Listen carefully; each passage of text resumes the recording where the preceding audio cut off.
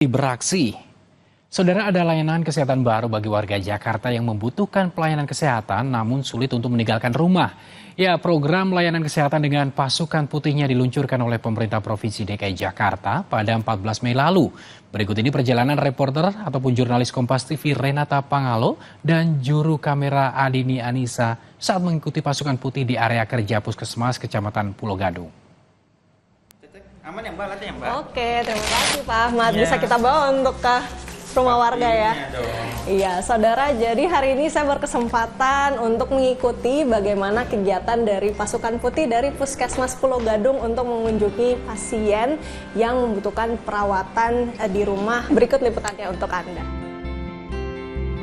Sebelum berangkat, pasukan putih dari Puskesmas Pembantu Cipinang mempersiapkan sejumlah peralatan medis yang akan dibawa dalam kunjungannya ke rumah para pasien di area kerja Puskesmas Kecamatan Pulau Gadung. Di antaranya berupa tensimeter, alat pengukur saturasi oksigen, alat untuk mengukur gula darah, alat rekam jantung, dan lain sebagainya. Kunjungan pada hari ini merupakan kunjungan kedua ke rumah pasien. Pada pertemuan pertama, petugas melakukan pendataan pada pasien, termasuk memberikan informasi soal pemeriksaan kesehatan pada pasien maupun pihak keluarga. Kita minta data dasar wisma. Minta data dasar wisma itu kira-kira warga yang kebutuhan yang kira-kira AKS-nya itu berat.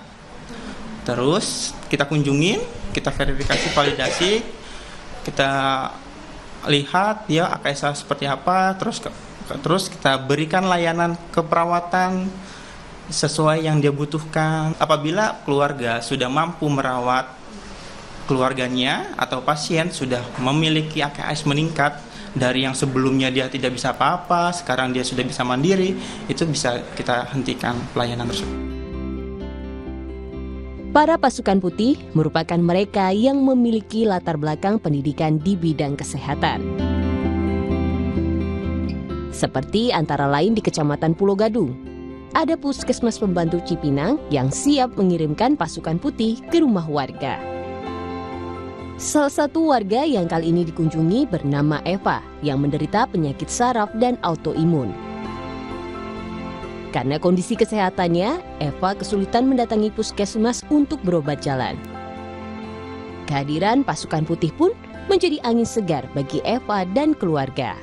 Kalau untuk saya pribadi sih ini sebenarnya ini udah lebih dari cukup. Kalau pasukan putih bisa, apalagi udah bisa datang ke rumah, nanya kesehatan, itu udah lebih dari cukup bagi saya. Gitu.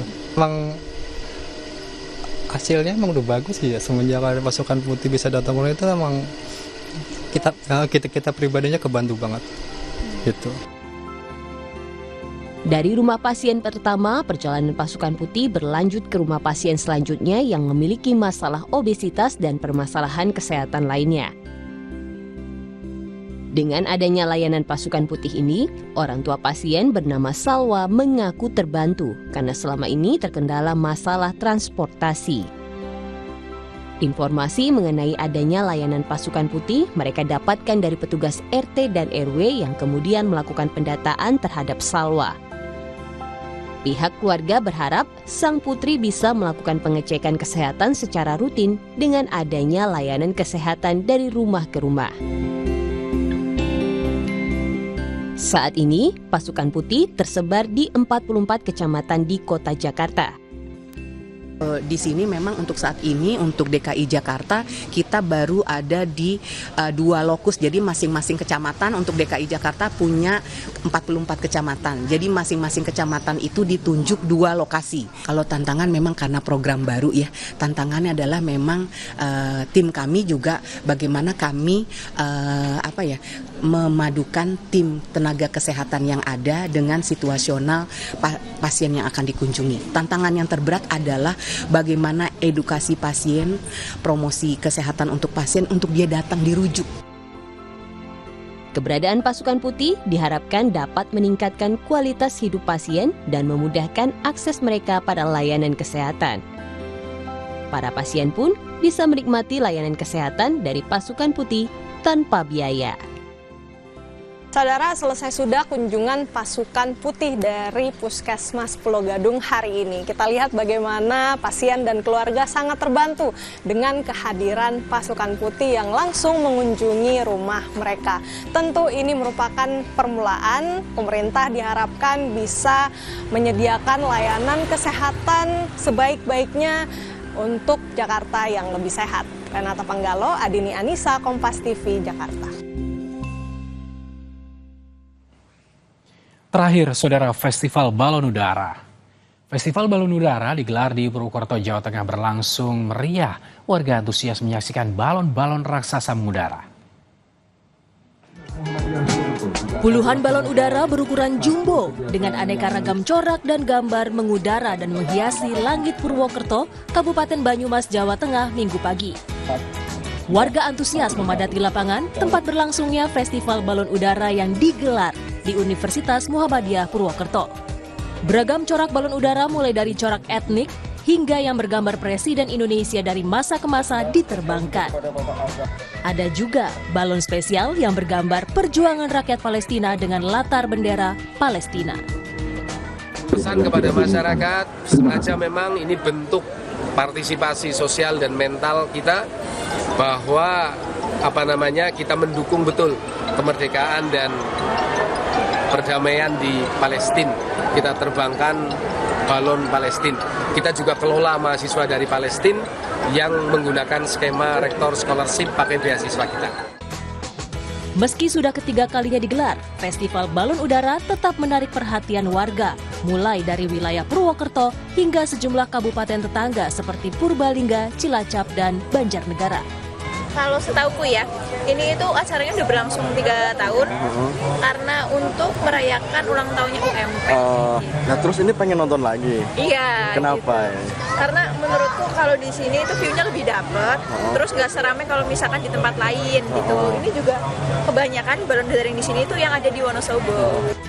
Festival Balon Udara diharapkan bisa terus menjadi agenda tahunan untuk menggait minat wisatawan yang mampu berdampak positif bagi warga di Kabupaten Banyumas. Bayu Nur Sasongko, Kompas TV Banyumas, Jawa Tengah. Saudara, 45 orang jemaah haji Embarkasi Solo ditunda keberangkatannya ke Tanah Suci usai mengalami gangguan kesehatan. Usai jeda, berita utama akan kembali.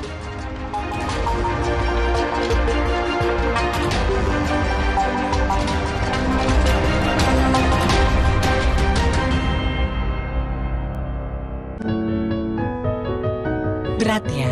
Buat anak-anak, nggak ada yang berat. Dan jangan sampai kita jadi beban buat mereka nanti. Makanya kita pakai Tropicana Slim. Manis yang alami, kayak kamu. Tropicana Slim, manis tanpa beban. Untuk batuk kering dan pilek, jangan asal. Minum Neo Ultradin. Untuk urusan batuk kering dan pilek, obatnya Neo Ultradin. Lidah orang Indonesia itu sukanya yang gurih. Makanan sih banyak. Emang ada ya kopi gurih? Ada, Creamy Latte. Dibuat dari kopi grade Brazil, gurih susu New Zealand. Benar, gurih. Iya, gurih. Creamy Latte, kopi latte, gurih. Tidak semua air itu aqua. Yang dipilih dari sumber air di gunung terlindungi, disaring bertahun-tahun oleh lapisan bebatuan, dan kaya akan mineral alami.